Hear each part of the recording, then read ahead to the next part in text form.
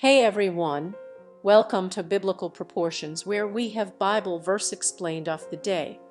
Today we explain Bible verse Isaiah 64, 1-4 and Matthew 27, 46-54. Let's get into it. Oh, that you would rend the heavens and come down, that the mountains might quake at your presence to make your name known to your adversaries, and that the nations might tremble at your presence. When you did awesome things that we did not look for, you came down, the mountains quaked at your presence. From of old no one has heard or perceived by the ear, no eye has seen a God besides you, who acts for those who wait for him. Isaiah 64, 1-4.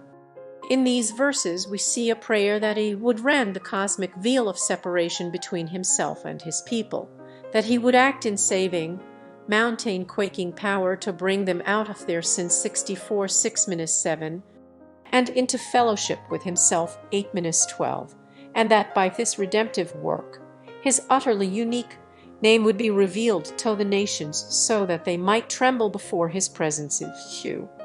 Now, what will it look like when he who answers this prayer? What will it look like when he tears the veil of separation?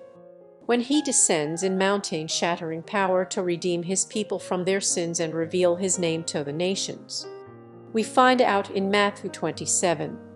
Now, what will it look like when he who answers this prayer? What will it look like when he tears the veil of separation? When he descends in mountain-shattering power to redeem his people from their sins and reveal his name to the nations?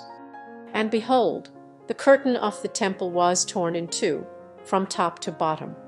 And the earth shook, and the rocks were split when the centurion and those who were with him, keeping watch over Jesus, saw the earthquake and what took place. They were filled with awe and said, "Truly this was the Son of God." This is the answer to Isaiah's plea. This is he whose eschatological salvation of his own from their exile in sin. This is the definitive declaration of God's name unto the trembling awe of the nations. This is the climax of redemption and of revelation. On the cross, as his incarnate flesh is torn by Roman iron, Dios indeed rend the veil that separates God and man. The veil of the temple represented the division between the second and third heavens, that is, the heavens of the stars and the heaven of God's dwelling. This is what Isaiah metaphorically longed for in Isaiah 64:1, and this is what he symbolically accomplishes in the tearing of the temple veil upon the death of Jesus Christ. Also, with the death of Jesus, the rocks are split and the earth quakes. This is the same sort of imagery that Isaiah uses in his 64 and is common imagery for a mighty act of God. Note also that in his 64 3 the earth-quaking work of he results in the communication of his name to the nations such that they tremble in his presence. So too at the cross, as the centurion, a Gentile, and those with him saw the earthquake and what took place, they were filled with awe and said, "Truly this was the Son of God."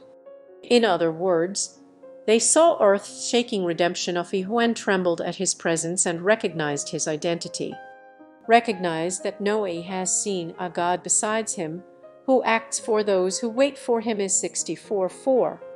Yes, God's people had all become like one who was unclean, and all of their righteousness was polluted in his sight is 64:6.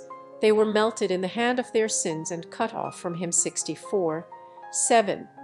And while they were in the exile of this spiritual death, truly an exile initiated in Eden, he acted on their behalf.